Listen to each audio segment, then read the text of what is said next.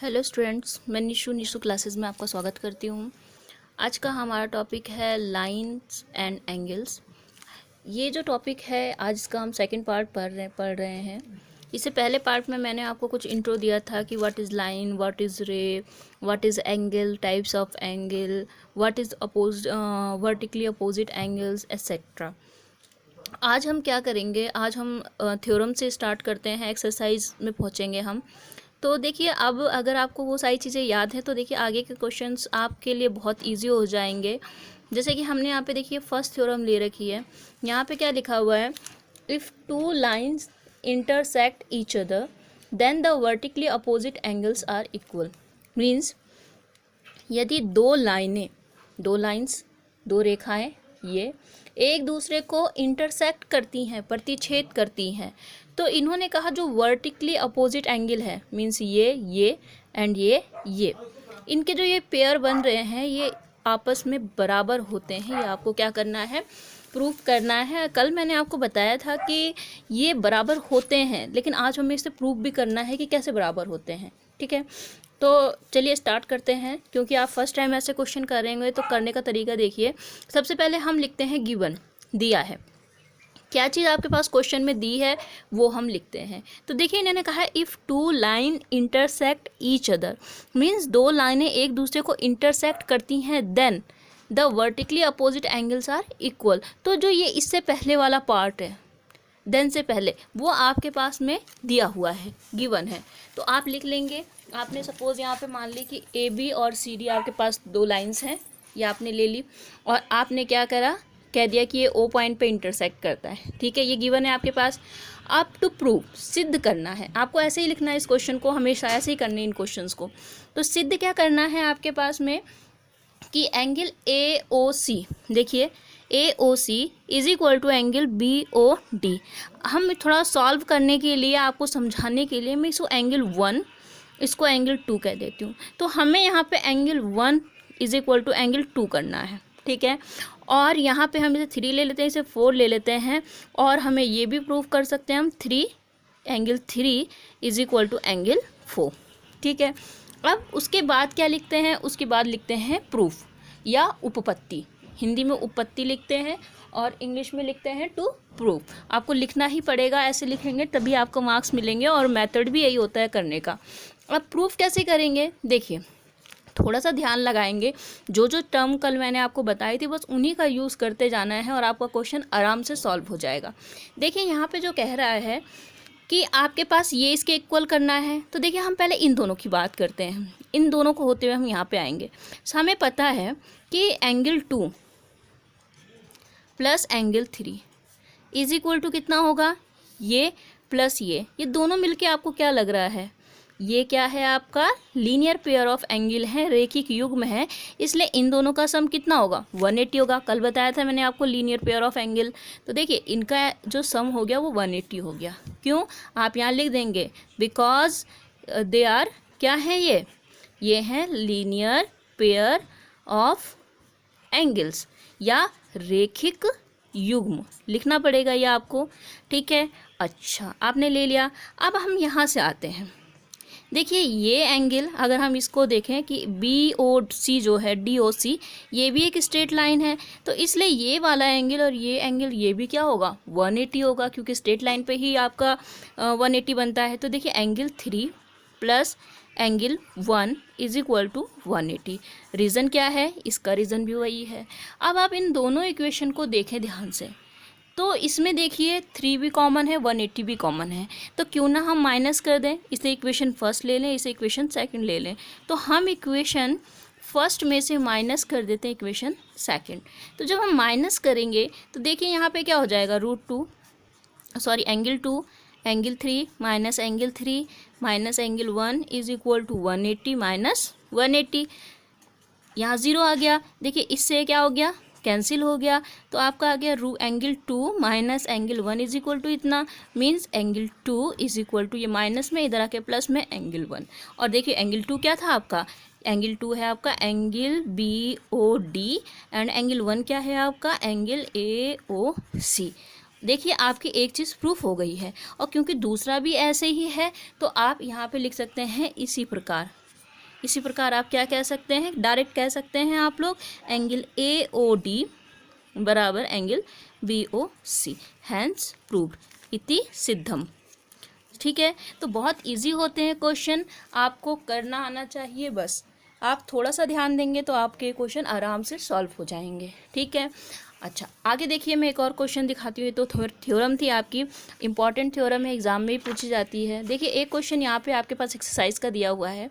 क्या कह रहा है आपके पास, in the figure line PQ, देखिए ये लाइन PQ है आपके पास, एंड RS ये आपके पास में है, intersect each other at the point O, ये O पॉइंट पे इंटरसेक्ट करते हैं, और एंगल POR मीन्स ये वाला जो एंगल है आपका, एंड एंगल ROQ ये जो एंगल है, इनका रेशियो दिया है आपको 5:7। फाइंड द ऑल एंगल, आपको ऑल एंगल क्या करने हैं, फाइंड आउट करने हैं। तो देखिए आपको अभी मैंने जब इससे पहले हीरोन फॉर्मूला बताया था, उसमें ये बताया था कि जब भी आपके पास रेशियो दिया होता है तो आप उसमें x मान के उसको होल्ड करके उसके बाद आप कैलकुलेशन करते हैं। जैसे यहाँ पे देखिए आपके पास जो एंगल दिया है ये दिया है, तो आप क्या कहेंगे, लेट इसका जो रेशियो है हमने उसको ऐसे कर दिया कि let angle ROP is equal to 5x and angle ROQ is equal to 7x।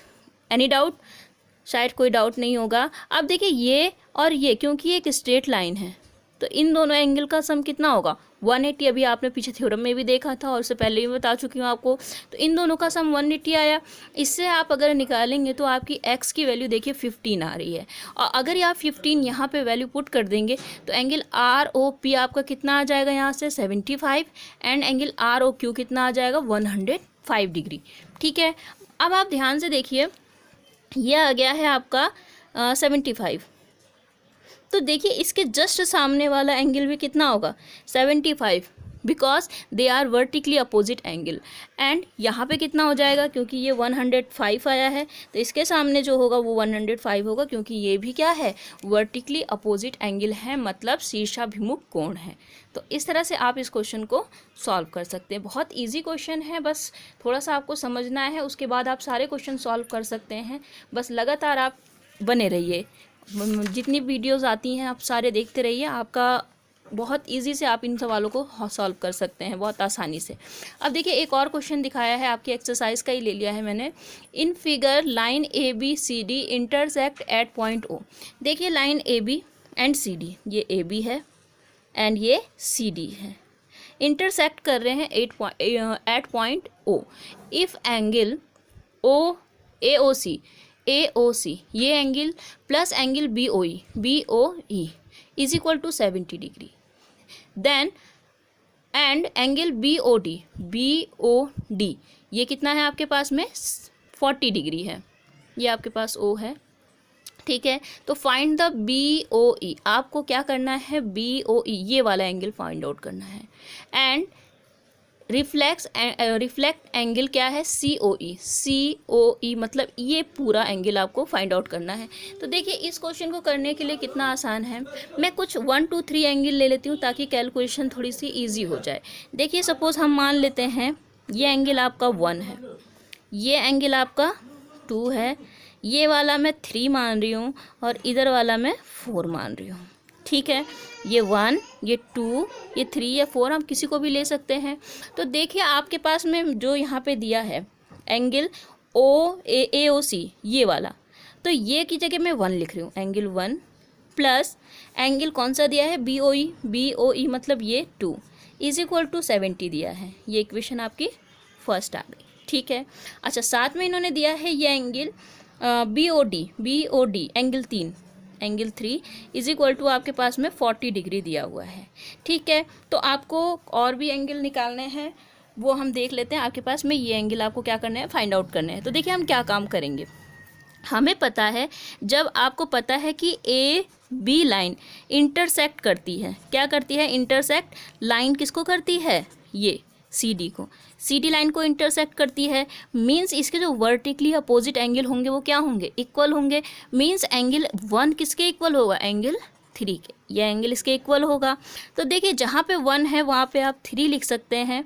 Means अगर मैं यहाँ पे एंगल 3 का जो वैल्यू है वो आपके पास में 40 है, तो हम इसे 40 कर सकते हैं। मीन्स ये 40 हो गया और ये एंगल 2 हो गया इज इक्वल टू 70। तो यहाँ से एंगल 2 की वैल्यू क्या आ जाएगी, 70 माइनस 40, तो आपका 30 डिग्री आ गया एंगल 2। और आपको ये एंगल निकालना था, देखिए BOE, ये एंगल 2 क्या है आपका, BOE। तो एक एंगल आपने निकाल लिया। अच्छा, इसके बाद आपको जो एंगल निकालना है वो है कौन सा वाला, रिफ्लेक्स एंगल निकालना है, COE। ये 4 एंगल निकालना है, 4 का रिफ्लेक्स निकालना है। तो उसके लिए पहले आप क्या काम कीजिए, 4 निकाल लीजिए। तो हमें पता है, देखिए ये एक स्ट्रेट लाइन है, तो यहाँ पे जो टोटल एंगल होगा वो 180 होगा। Means angle 1 plus angle 4 plus angle 2 is equal to 180। अब देखिए इसमें किसकी किसकी वैल्यू पता है, एंगल 1 की वैल्यू आपको पता है कितनी है, 40। एंगल 4 ये आपको नहीं पता है, निकालना है। एंगल 2 की वैल्यू अभी आपने निकाला था कितना, 30 इज इक्वल टू 180। तो यहाँ से एंगल 4 की वैल्यू आ जाएगी आपकी 110, 70 माइनस हो जाएगा तो 101 आ गया। तो 101 तो केवल ये वाला एंगल आया। आपको रिफ्लेक्स निकालना है तो आप लिखेंगे रिफ्लेक्स एंगल COE। क्या होता है, वो होता है आपका ये बाहर वाला एंगल। तो आपको पता है एक पॉइंट पे 360 का कोण बनता है, तो आप उसमें से ये माइनस कर देंगे तो ये आ जाएगा आपका 360 माइनस 110। तो मीन्स यहाँ पे आ गया आपका 250 डिग्री। तो ये आपका आंसर आ गया। इस तरह से आपकी एक्सरसाइज में और क्वेश्चंस हैं, आप करेंगे तो इजीली हो जाएंगे। आप लगातार वीडियोस देखते रहिए और अपने आप भी प्रैक्टिस करते रहिए, तो आपके सारे क्वेश्चंस हो जाएंगे। और अगर कोई डाउट है तो आप पूछ सकते हैं। Thank you.